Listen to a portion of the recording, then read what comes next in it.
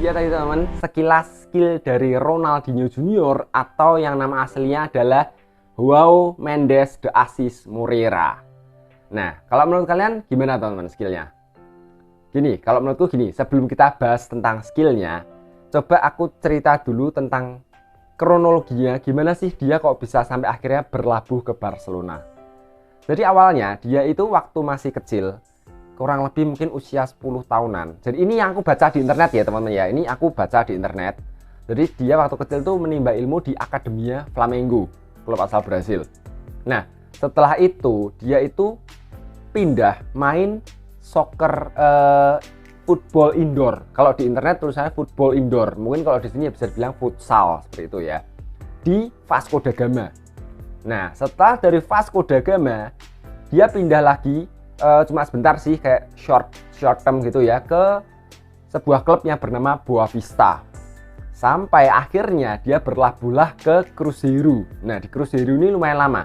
Sekitar 4 tahun dia bermain bersama Cruzeiro.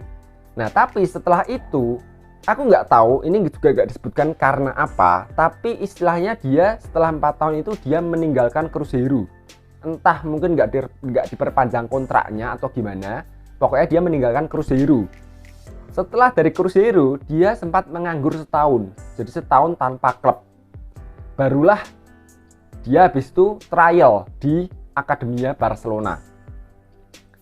Belum yang sekarang, dia masih sebelum ini dia masih trial dulu. Nah, di selama masa trialnya itu, jujur katanya si coachnya Barcelona, coachnya itu tuh nggak terlalu impress dengan apa yang ditunjukkan oleh Ronaldinho Junior. Jadi mungkin seharusnya dia bakalannya dilepas. Tapi kenapa kok akhirnya sampai bisa dipermanenkan? Itu katanya itu karena ada hubungan dekat ya antara Ronaldinho sang ayah dengan Juan Laporta. Jadi istilahnya Juan Laporta yang turun langsung untuk meminta si Ronaldinho Junior ini dipertahankan. Jadi seperti itu kronologinya teman-teman. Sampai akhirnya sekarang inilah dia resmi bersama Barcelona. Nah, jadi melihat kronologi seperti itu, dan jujur kalau pendapat jujur pribadi dari aku sendiri melihat skill yang tadi itu, aku bisa bilang gini, jelek enggak? Iya, dia punya skill, tapi belum matang kalau menurutku. Enggak, belum matang. Memang sih dia masih muda. Tapi istilah gini, mungkin kalian ingat aku pernah bikin video soal Lucas Roman, sama-sama pemain muda yang baru didatangkan Barcelona.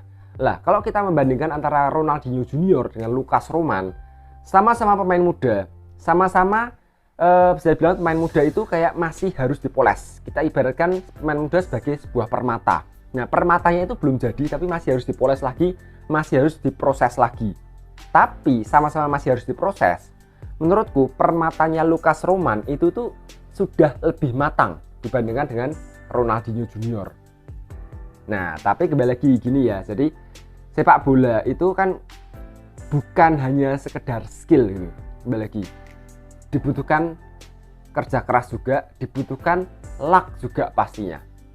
Jadi menurutku kembali lagi memang Ronaldinho Junior sekarang belum terlalu yang kelihatan yang matang banget. Tapi dia masih ada potensi lah, bisa dibilang itu masih ada potensi.